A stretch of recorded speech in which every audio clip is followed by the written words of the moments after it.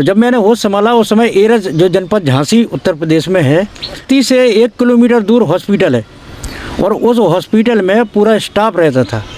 Doctor Mukherjee उस समय hospital के इंचार्ज हुआ करते थे और पूरा स्टाफ, चौकीदार, कंपाउंडर और सफाई कर्मचारी, ये सारे लोग स्टाफ के वहाँ रहते थे।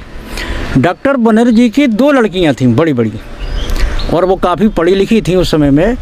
तो जो उनकी सबसे बड़ी लड़की थी, जिसको मैं अपना प्रथम गुरु मानता हूँ, तो वो लड़की सारे स्टाफ के बच्चों को अपने पास रखती थी और सबको पढ़ाती थी। तो यहाँ से हमारी शुरुआत हुई। तो उन्होंने फिर इसके बाद में पहले खुद पढ़ाया, बाद में एरच में जो प्राथमिक विद्यालय था उसमें उन्होंने एडमिशन करा दिया। तो मेरे को, चूँकि उन्होंने एडमिशन कराया था, इसलिए मेरे को वहाँ पे ऐसा कोई भेदभाव समझ में नहीं आया। बाकी वहाँ के जो दलित बच्चे थे उनके साथ भेदभाव होता था, कुछ नहीं करने देते थे, उनको अलग बैठाया जाता था। लेकिन ये सब मैंने वहाँ नहीं झेला। समथर में आदर्श प्राइमरी पाठशाला में मेरा एडमिशन हुआ कक्षा 4 में। और एडमिशन के बाद में अब यहाँ से जो भेदभाव समझ में आया, तो वो होता क्या था कि वहाँ पे जो समण बच्चे थे वो स्कूल के अंदर पढ़ते थे और जो दलित बच्चे थे वो स्कूल के बाहर बैठते थे। सिर्फ संडे को हम लोगों को स्कूल देखने को मिलता था, क्योंकि हम लोगों की ड्यूटी लगाई जाती थी संडे को कि गोबर ला करके पूरे स्कूल की लिपाई करना है। पहले कच्चे स्कूल हुआ करते थे। और मेरे को अच्छी तरह याद है कि जो जगदीश मास्टर जो उस समय प्रधान अध्यापक थे वो पंडित थे, मतलब ब्राह्मण जाति के थे। लेकिन चूँकि मैं एक मेधावी छात्र था तो मेरे साथ में मारपीट तो कम हुई है, लेकिन मेरे को मॉनिटर बनाया गया। मेरे सुपरविजन में वो लड़के सारा लिपाई पोताई ये सब काम करते थे। इसके बाद में मैंने अपनी शिक्षा यहाँ से शुरू की और जो देखा वहाँ पे कि भेदभाव होता है दलित बच्चों के साथ में। इसके बाद में मैं लड़ाई जो शुरू हुई मेरी 1974 से।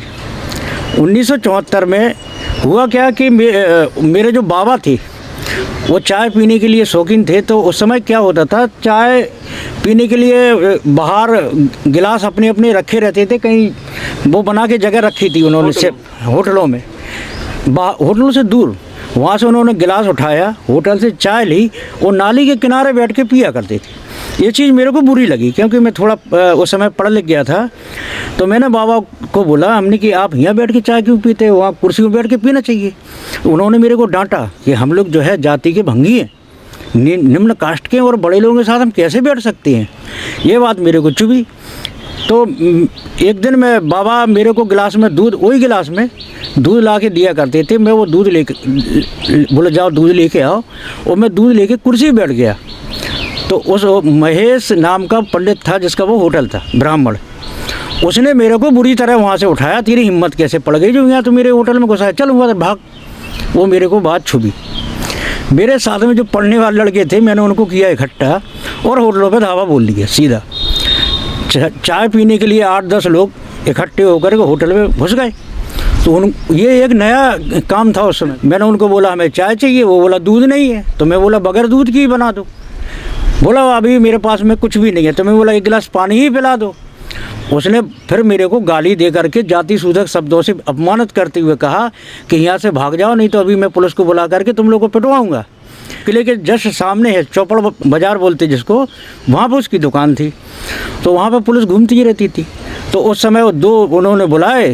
तो मेरे को अच्छी तरह याद है, उनका जो चीफ साहब थे वो जहूरुद्दीन थे, और एक साथ में उनके सिपाही था। वो दोनों आए और मेरे को मारा उन्होंने।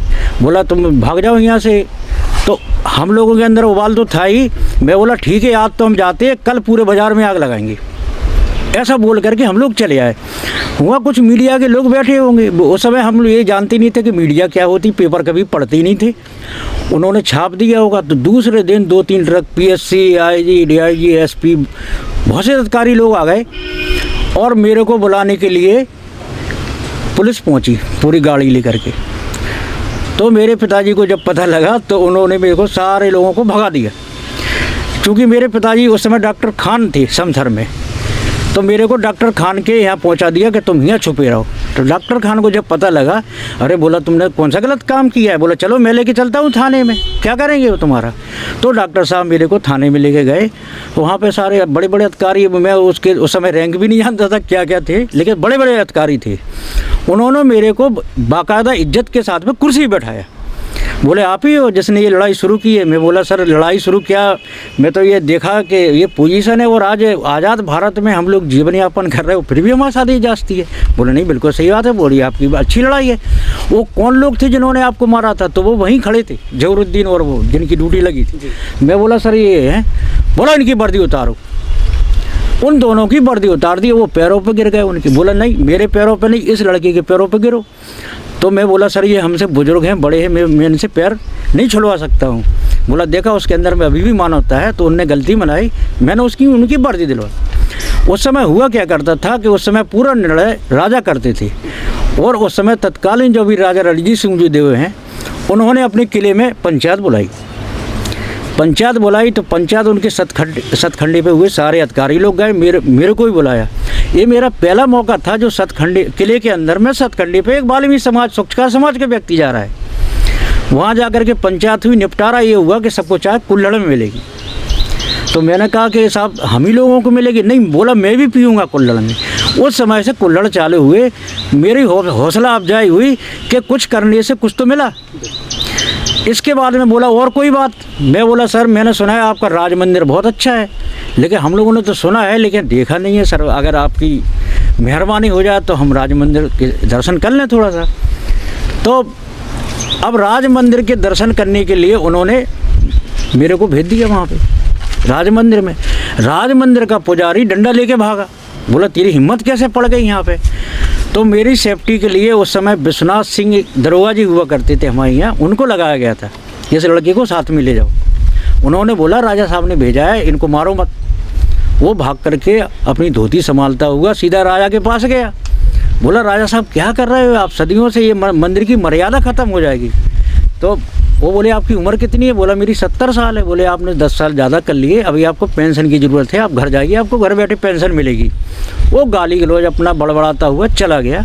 मंदिर के दरवाजे खुले, मैंने अच्छी तरह से दर्शन किए और मेरे साथी लोग भी जो थे नीचे वो भी गए उसमें। उसके बाद बोला अभी तो तसल्ली है, अब क्या है? मैं बोला सर इधर तो तसल्ली हो गई, अभी बाहर भी मंदिर में मेरे को नहीं घुसने देता है। तो उस समय विश्वनाथ सिंह की और दो उनके साथी सिपाहियों की ड्यूटी लगाई, इनको पूरे शहर के मंदिर में प्रवेश कराया जाए। तो दलितों के जवारे नीचे ही चढ़ाए जाते थे, पूजा वो नीचे से ही करते थे, जल वगैरह वो नीचे से ही चढ़ाते, अगरबत्ती वगैरह सब नीचे लगाते थे। लेकिन मैं यहाँ तक सीमित नहीं रहा, उन सारी महिलाओं को, पुरुषों को जिनको पहली बार देखने को मिला, मैं उनको सबको मंदिर के ऊपर चढ़ाया और उस दिन से मंदिर खुल गए। वहाँ पे समथर में चाय देनी शुरू हो गई। इसका नतीजा ये हुआ कि बगल में मोट है, चिरगांव है, झांसी तक में आग लगी कि समथर से ये जुनून, क्योंकि वो पेपरों में निकला उस समय की, तो ये उस समय ये जुनून ये हुआ कि क्रांति वहाँ से शुरू हुई, तो सब जगह क्रांति शुरू हो गई। ये हुआ उस समय में। तो मैंने सोचा इस पर कुछ काम करना चाहिए हमें।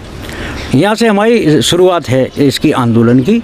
जातिगत भेदभाव के कारण मैं कहीं भी पूरी सर्विस नहीं कर पाया, यहाँ तक कि मैं 15 साल में CRPF में भी रहा, लेकिन CRPF में भी मेरे साथ में लास्ट में इतना जाति भेदभाव हुआ, मानसिक पीड़ा मेरे को इतनी कुचल के मेरे दिमाग में भरी गई कि मेरे को वो नौकरी करने से छोड़ने से मजबूर होना पड़ा। और उसके बाद में मैंने कसम खाई कि जब तक मैं ज़िंदा रहूँगा इस समाज के लिए कुछ करूँगा, और जब तक इस समाज को मुख्य धारा से नहीं जोड़ दूँगा तब तक मैं ये काम करता रहूँ। 1996 में आकर के कुछ दिन तक इस पर शोध किया कि इस समाज को कैसे सुधारा जाए, क्योंकि मैंने 1980 में BA कर लिया था बुंदेलखंड डिग्री कॉलेज झांसी से, तो थोड़ी योग्यता तो थी। मैंने उस पर शोध किया ये समाज को कैसे सुधारा जाए। मैं 1-2 बार गया समाज में, लेके फेल हो गया।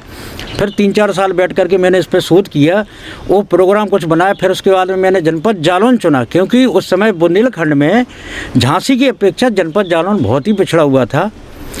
तो मैंने इसको अपना कार्यक्षेत्र बनाया, और कार्यक्षेत्र बना करके जनपद जालौन में सन 2000 में मैंने 50 गाँव की पैदल यात्रा अपने साथियों के साथ की।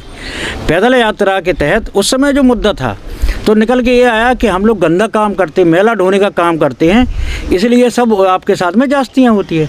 तो मैंने एक अवेयरनेस प्रोग्राम के तहत पूरे गांव में गांव जा कर के पदयात्रा करके उन लोगों को समझाया।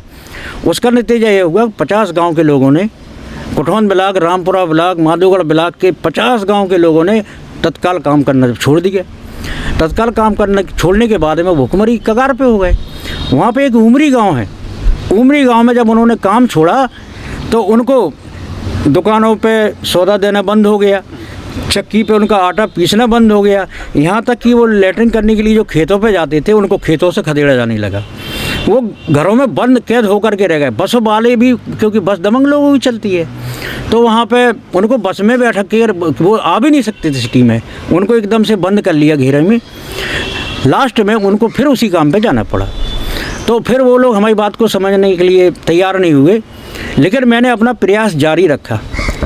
आज जनपद जालौन जो कि सबसे पिछड़ा माना जाता था, और मेरी जागरूकता के कारण आज उसकी जो पहचान है मैंने जो राष्ट्रीय से अंतर्राष्ट्रीय स्तर तक पहुंचाई। मेरे आंदोलन को भुनाने के लिए कई एनजीओ वाले मेरे पास आए। उस समय गरमा अभियान चला जो मेला ढूंढने के तहत काम करता था। तो 2005 तक मैं उसमें काम किया गरमा अभियान में, और जो फ्रांस के जो राजदूत थे उसमें कार्यक्रम हुआ था, उसमें सम्मानित किया गया और वहीं से मेरे को एक दद्दा की उपाधि दी गई।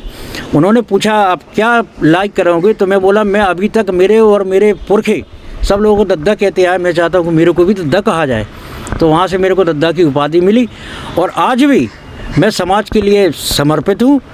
और इनके पुनर्वासन के लिए जो सबसे बड़ा मुद्दा है हमारे पास में, क्योंकि इनका कितना भी पुनर्वासन, लेकिन जातिगत भेदभाव छुआछूत के कारण इनका सम्मानजनक व्यवसाय नहीं कर सकते। इनको सब्जी की ठेलियाँ लगा दो, सब्जी छड़ जाती, मैंने करके देखा है ये सब। किसी ने सब्जी नहीं खरीदी, सब्जी बर्बाद हो गई। दूसरे कई प्रकार के विकल्प खोजेगा, लेकिन कोई कामयाब नहीं हुआ। सबसे बड़ा विकल्प आज जो लैंड राइट की बात चल रही है, तो लैंड राइट में अगर इनको 5 एकड़ ज़मीन प्राथमिकता के तौर पर अगर इनको दी जाती है, अगर सरकार की मंशा है कि वास्तव में इनका पुनर्वासन करके ये मेला ढूंढने का काम ख़त्म करना चाहती हैं, तो प्राथमिकता के तौर पे इनको ज़मीन मिलनी चाहिए।